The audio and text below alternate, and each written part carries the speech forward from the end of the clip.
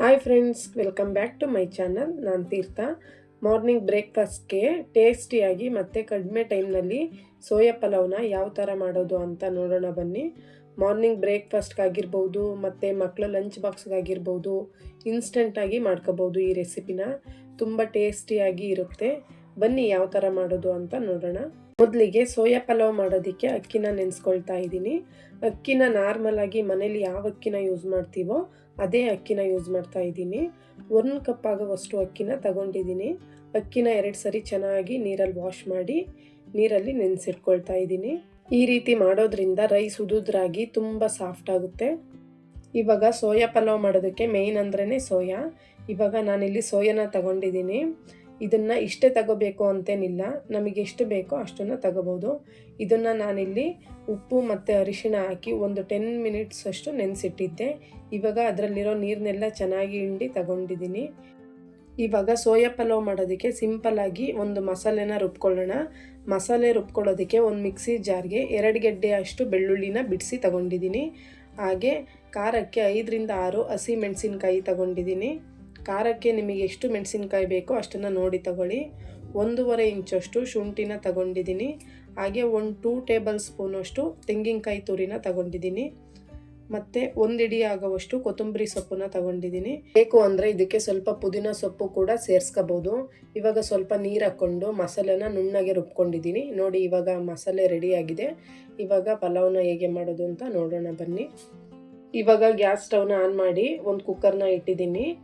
Cooker ಬಿಸಿ ಆದಮೇಲೆ ಅದಕ್ಕೆ ಸ್ವಲ್ಪ ಆಯಿಲ್ನ ಹಾಕ್ತಾಯಿದ್ದೀನಿ. ನೀವು ಆಯಿಲ್ ಜೊತೆ ಸ್ವಲ್ಪ ತುಪ್ಪ ಕೂಡ ಹಾಕ್ಕೋಬೋದು. ಟೇಸ್ಟ್ ತುಂಬಾ ಚೆನ್ನಾಗಿರುತ್ತೆ. ಇವಾಗ ಆಯಿಲ್ ಬಿಸಿ ಆಗಿದೆ. ಇವಾಗ ಚಕ್ಕೆ, ಲವಂಗ, ಏಲಕ್ಕಿನ ಹಾಕಿ ಇದನ್ನು ಚೆನ್ನಾಗಿ ಫ್ರೈ ಮಾಡ್ಕೊಳ್ತಾ ಇದ್ದೀನಿ. ಇದನ್ನೆಲ್ಲ ಹಾಕಬೇಕಾದ್ರೆ ಸ್ವಲ್ಪ ಉರಿನ ಕಡಿಮೆ ಇಟ್ಕೊಂಡೇ ಹಾಕಬೇಕು.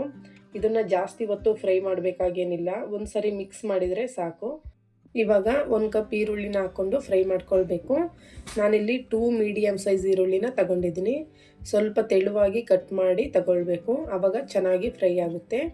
ಈರುಳ್ಳಿನ ಸ್ವಲ್ಪ ಕಲರ್ ಚೇಂಜ್ ಆಗೋವರೆಗೂ ಮಧ್ಯ ತಿರುಗಿಸ್ಕೊಂಡು ಫ್ರೈ ಮಾಡ್ಕೊಳ್ಬೇಕು. ಇವಾಗ ಗ್ರೈಂಡ್ ಮಾಡಿರೋ ಮಸಾಲೆನ ಹಾಕ್ತಾ ಇದ್ದೀನಿ. ಇದರಲ್ಲಿರೋ ಹಸಿ ಸ್ಮೆಲ್ ಹೋಗೋವರೆಗೂ ಚೆನ್ನಾಗಿ ಫ್ರೈ ಮಾಡ್ಕೊಳ್ಬೇಕು. ಈ ಮಸಾಲೆನ ಮಧ್ಯ ತಿರುಗಿಸ್ಕೊಂಡು ಮೀಡಿಯಮ್ ಫ್ಲೇಮಲ್ಲಿ ಇಟ್ಕೊಂಡು ಸ್ವಲ್ಪ ಆಯಿಲ್ ಬಿಡೋವರೆಗೂ ಚೆನ್ನಾಗಿ ಫ್ರೈ ಮಾಡ್ಕೊಳ್ಬೇಕು. ಇವಾಗ ಸ್ವಲ್ಪ ಟೊಮೊಟೊನ ಹಾಕ್ತಾ ಇದ್ದೀನಿ. ಟೊಮೊಟೊ ದಪ್ಪ ಸೈಜ್ದು 1 ಟೊಮೊಟೊನ ತಗೊಂಡಿದ್ದೀನಿ. ಇದನ್ನು ಚಿಕ್ಕದಾಗಿ ಕಟ್ ಮಾಡಿ ಸೇರಿಸ್ಕೊಳ್ತಾ ಇದ್ದೀನಿ. ಇದನ್ನ ಒಂದು ಸರಿ ಚೆನ್ನಾಗಿ ಮಿಕ್ಸ್ ಮಾಡಿಕೊಂಡು ಇದ್ರ ಜೊತೆನೇ ನಾನು ಸೋಯಾ ಮತ್ತು ಹಸಿ ಬಟಾಣಿ ಕೂಡ ಹಾಕ್ತಾಯಿದ್ದೀನಿ. ಇದ್ರ ಜೊತೆ ಹಸಿ ಬಟಾಣಿ ಹಾಕೋದ್ರಿಂದ ಟೇಸ್ಟ್ ತುಂಬಾ ಚೆನ್ನಾಗಿರುತ್ತೆ. ಹಾಗಾಗಿ ಹಸಿ ಬಟಾಣಿ ಕೂಡ ಸೇರಿಸ್ತಾ ಇದ್ದೀನಿ. ಇವಾಗ ಇದನ್ನೆಲ್ಲ ಚೆನ್ನಾಗಿ ಮಿಕ್ಸ್ ಮಾಡಿಕೊಂಡು ಫ್ರೈ ಮಾಡ್ಕೊಳ್ಳೋಣ. ಟೊಮೊಟೊ ಕೂಡ ಸಾಫ್ಟ್ ಆಗಬೇಕು ಮತ್ತು ಬಟಾಣಿ ಕೂಡ ಚೆನ್ನಾಗಿ ಫ್ರೈ ಆಗಬೇಕು. ಹಾಗೆ ಚೆನ್ನಾಗಿ ಫ್ರೈ ಮಾಡ್ಕೊಳ್ಳೋಣ. ಸೋಯಲ್ಲಿರೋ ಹಸಿ ಸ್ಮೆಲ್ ಹೋಗೋವರೆಗೂ ಒಂದು 2 ಮಿನಿಟ್ಸ್ ಚೆನ್ನಾಗಿ ಫ್ರೈ ಮಾಡಿಕೊಂಡ್ರೆ ಸಾಕು. ಇವಾಗ 1 ಸ್ಪೂನಷ್ಟು ಚಿಕನ್ ಮಸಾಲ, ಹಾಗೆ ಒಂದು ಅರ್ಧ ಸ್ಪೂನಷ್ಟು ಧನಿಯಾ ಪೌಡ್ರು ಮತ್ತು 1-2 ಚಿಟಿಕೆವಷ್ಟು ಅರಿಶಿನ ಪುಡಿನ ಹಾಕಿ ಚೆನ್ನಾಗಿ ಮಿಕ್ಸ್ ಮಾಡ್ಕೊಳ್ಳಿ. ಚಿಕನ್ ಮಸಾಲ ಬೇಕು ಅಂದರೆ ಹಾಕ್ಕೊಳ್ಳಿ, ಇಲ್ಲಾಂದರೆ ಅದನ್ನ ಸ್ಕಿಪ್ ಮಾಡ್ಬೋದು. ಇವಾಗ ಎಲ್ಲ ಮಸಾಲೆನೂ ಸೇರಿಸ್ಕೊಂಡಿದ್ದೀವಲ್ವ, ಇವಾಗ ಚೆನ್ನಾಗಿ ಒಂದು ಸರಿ ಮಿಕ್ಸ್ ಮಾಡಿಕೊಂಡು ಆಮೇಲೆ ಇದಕ್ಕೆ ನಾವು ನೀರನ್ನ ಸೇರಿಸ್ಕೊಳ್ಳೋಣ. ನಾನಿಲ್ಲಿ ಅಕ್ಕಿನ ಯಾವ ಕಪ್ಪಲ್ಲಿ ತಗೊಂಡಿದ್ದೆ ಅದೇ ಕಪ್ಪಲ್ಲಿ ನಾನು ನೀರನ್ನ ಹಾಕ್ತಾಯಿದ್ದೀನಿ. ನಾನಿಲ್ಲಿ 1 ಕಪ್ ಆಗೋವಷ್ಟು ಅಕ್ಕಿನ ತಗೊಂಡಿದ್ದೆ, ಅದಕ್ಕೆ ನಾನಿಲ್ಲಿ 2 ಕಪ್ ಆಗೋವಷ್ಟು ನೀರನ್ನ ಹಾಕ್ತಾಯಿದ್ದೀನಿ. ಅಕ್ಕಿನ ನೆನೆಸಿರೋದ್ರಿಂದ 2 ಕಪ್ ಹಾಕ್ತಾಯಿದ್ದೀನಿ. ನೀವೇನಾದರೂ ಅಕ್ಕಿನ ನೆನೆಸಿಲ್ಲ ಅಂದರೆ ಒಂದು ಅರ್ಧ ಕಪ್ಪಷ್ಟು ಎಕ್ಸ್ಟ್ರಾನ ನೀರನ್ನ ಹಾಕ್ಕೊಳ್ಳಿ. ಇವಾಗ ನೆನೆಸಿಟ್ಟಿರೋ ಅಂಥ ಅಕ್ಕಿನ ಸೇರಿಸ್ಕೊಳ್ತಾ ಇದ್ದೀನಿ.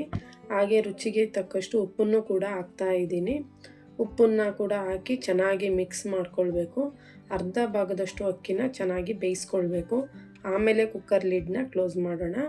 ಈ ರೀತಿ ಮಾಡೋದ್ರಿಂದ ಮಸಾಲೆ ಎಲ್ಲ ಕಡೆ ಚೆನ್ನಾಗಿ ಹದವಾಗಿ ಇಟ್ಕೊಳ್ಳುತ್ತೆ, ಒಂದೇ ಕಡೆ ಮಸಾಲೆ ಇರೋಲ್ಲ. ನೀವು ಟೈಮ್ ಇದ್ದರೆ ಅರ್ಧ ಅಕ್ಕಿನ ಬೇಯಿಸ್ಕೊಂಡು ಕುಕ್ಕರ್ ಲಿಡ್ನ ಕ್ಲೋಸ್ ಮಾಡಿ, ಇಲ್ಲಾಂದರೆ ಇನ್ಸ್ಟೆಂಟಾಗಿ ಕುಕ್ಕರ್ ಲಿಡ್ನ ಕ್ಲೋಸ್ ಮಾಡಿ ಪಲಾವ್ನ ಮಾಡ್ಕೊಳ್ಳಿ. ಇವಾಗ ಅರ್ಧ ಅನ್ನ ಬೆಂದಿದೆ. ಇವಾಗ ಕುಕ್ಕರ್ ಲಿಡ್ನ ಕ್ಲೋಸ್ ಮಾಡಿ 1 ವಿಜಿಲ್ ಹಾಕ್ಸಿದ್ರೆ ಸಾಕು. 1 ವಿಜಿಲ್ಗೆ ಪಲಾವು ತುಂಬ ಚೆನ್ನಾಗಿ ಬಂದಿರುತ್ತೆ. ನೋಡಿ, ಇವಾಗ 1 ವಿಜಿಲ್ ಆಗಿದೆ. ಇವಾಗ ಕುಕ್ಕರ್ ತಣ್ಣಗಾದ್ಮೇಲೆ ಕುಕ್ಕರ್ ಲಿಡ್ನ ಓಪನ್ ಮಾಡಿ ತೋರಿಸ್ತಾ ಇದ್ದೀನಿ. ತುಂಬ ಉದುದ್ರಾಗಿ ಮತ್ತು ಸಾಫ್ಟಾಗಿ ಕಡಿಮೆ ಟೈಮ್ನಲ್ಲಿ ಮಾಡ್ಕೊಳ್ಬಹುದಾದಂಥ ರೆಸಿಪಿ ಇದು. ಮನೆಯಲ್ಲಿ ತರಕಾರಿನೇ ಇಲ್ಲ ಅಂದಾಗ ಸೋಯಾ ಏನಾದರೂ ಮನೇಲಿ ಇತ್ತು ಅಂದರೆ ಸಿಂಪಲ್ಲಾಗಿ ಮಾರ್ನಿಂಗ್ ಬ್ರೇಕ್ಫಾಸ್ಟ್ಗೆ ರೆಡಿ ಮಾಡ್ಕೊಳ್ಬೋದು. ಮಕ್ಕಳಿಗೆ ಲಂಚ್ ಬಾಕ್ಸ್ಗಂತೂ ತುಂಬಾ ಚೆನ್ನಾಗಿರುತ್ತೆ. ಇವಾಗ ನೋಡಿ ಸಿಂಪಲ್ಲಾಗಿ ಒಂದು ಸರಿ ಮಿಕ್ಸ್ ಮಾಡ್ಕೊಳ್ಳೋಣ. ಈ ಥರ ಮಿಕ್ಸ್ ಮಾಡಿಕೊಂಡ್ರೆ ಆಯಿತು, ತುಂಬ ಚೆನ್ನಾಗಿರುತ್ತೆ ಸೋಯಾ ಪಲಾವು. ಇವಾಗ ಫೈನಲಿ ಸೋಯಾ ಪಲಾವ್ ರೆಡಿ ಆಯಿತು.